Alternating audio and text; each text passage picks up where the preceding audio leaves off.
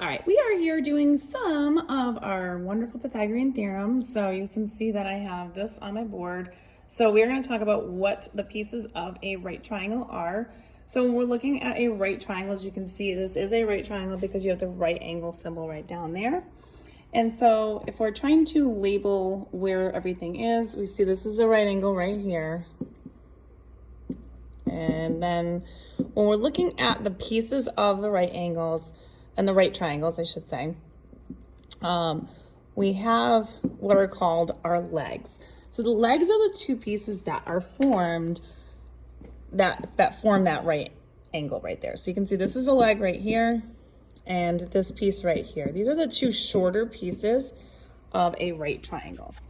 So the two legs are those two shorter pieces that make up that right triangle. Now, opposite of the right angle, directly across from it, is what's called your hypotenuse.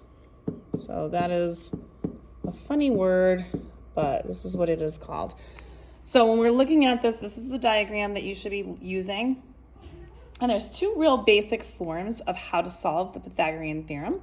So when we're looking at the Pythagorean theorem, we do use those pieces in order to help us. So our legs are what are called A is the shortest side, and B is the second shortest side.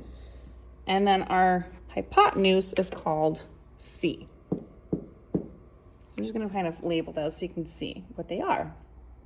So when we're looking at the Pythagorean theorem, our equation for a Pythagorean theorem is a squared plus b squared equals c squared.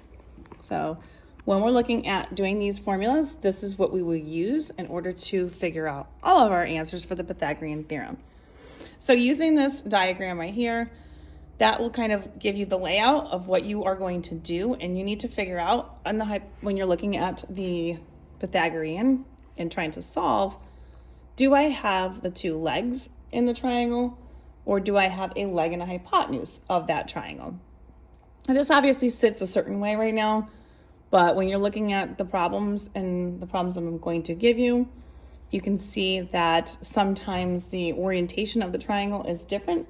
It does not always mean that it is always the bottom piece and the side piece. So you do have to keep a track of that when you're looking at your future problems.